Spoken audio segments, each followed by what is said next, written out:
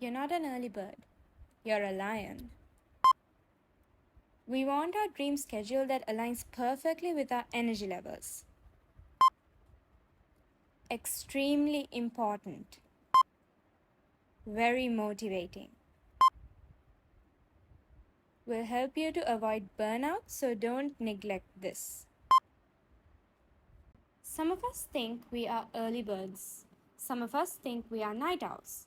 But did you guys know that according to Dr. Michael Breus, who wrote the book The Power of When, Discover Your Chronotype, we can even classify our chronotypes into bears, wolves, lions, and dolphins?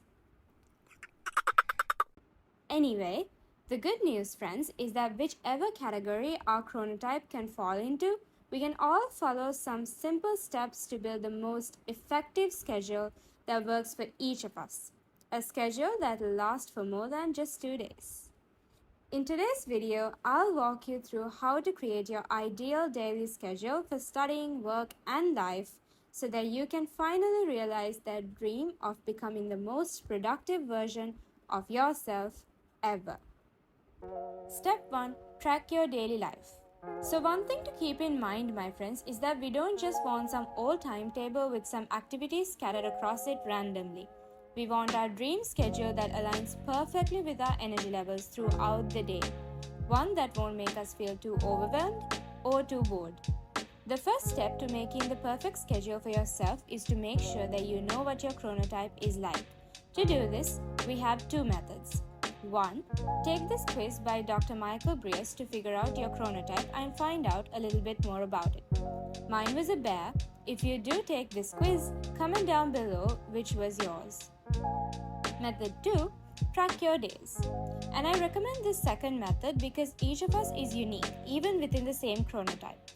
Keep a pocket notebook to write down everything you do in a day and when. And I mean every single thing. From when you got up each day, to when you felt like you wanted a nap in the afternoon, to when you felt hungry for dinner. Do this for a week. For these few days, however, don't follow a rigid schedule. Just be honest with yourself and your feelings and do what you feel like. This is very important so that you get an honest idea of what your mind and body feel like doing during each part of the day, which is the basis for how we will draw up our new ideal schedule. After recording your habits for that week, ask yourself these questions to see what your average day was like. When are you awake? What do you have to do? What do you want to do? When did you feel hungry? What times were you most physically active? What times were you most mentally energetic? When were you most productive? What times were you most tired, lazy, or sleepy?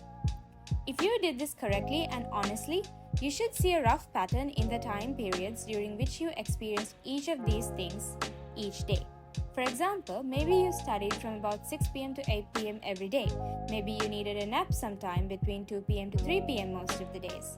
Whatever similarities you see between your days, highlight them. These are the doing of your internal clock or your chronotype, and these are what will help you to make the schedule that you feel like following every day. Step 2. Get your fixed commitments in order. When you've tracked your habits, you can now use your answers to the previous questions to start building your perfect schedule.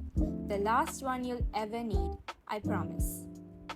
For the purposes of this video, friends, I'm going to use Google Calendar, but there are also many other apps out there with even more features for you to make an awesome schedule for yourself, so feel free to use them.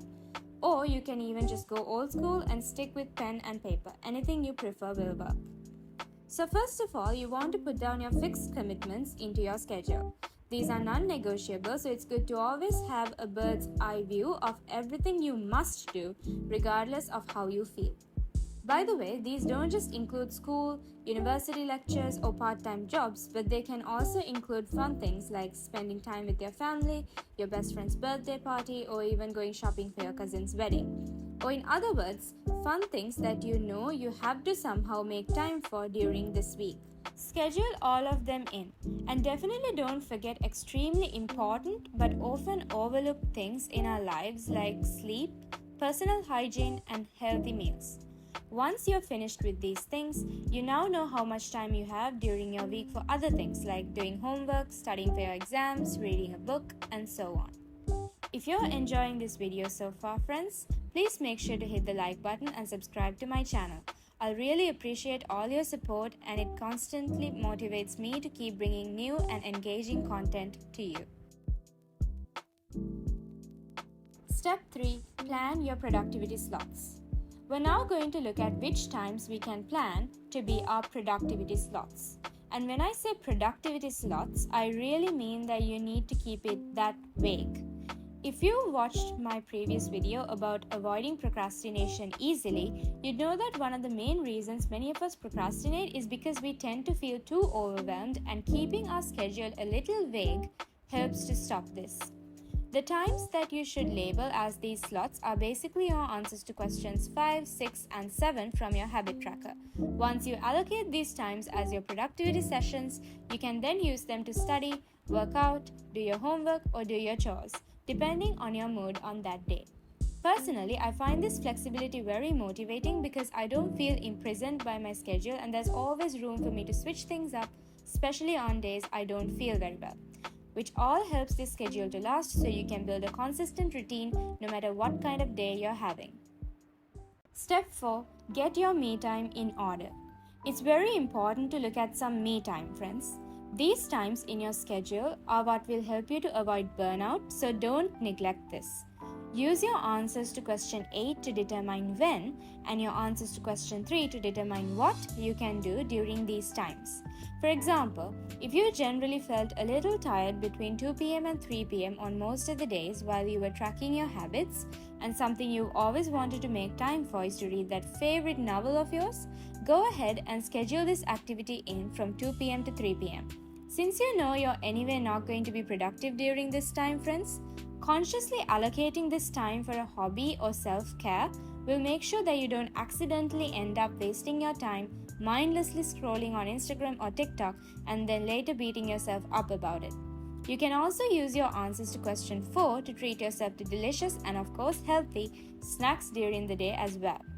Remember, friends, taking care of yourself and paying attention to your wants is a very healthy habit that will help you to remain productive and happy in the long run. So make sure to give this section equal thought and priority as everything else. Before I end this video, a little bonus tip for you, my friends, is that I suggest that you use my method to create your study schedule or work-life schedule for only the upcoming week. I recommend that you spend just about half an hour every weekend recreating or renewing your schedule because from experience, trying to stick to a rigid and fixed schedule for several weeks continuously will cause boredom, and this will eventually make you give up on consistency.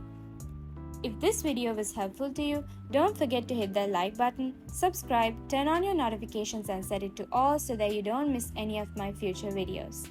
Thank you for watching and see you in my next college adventure.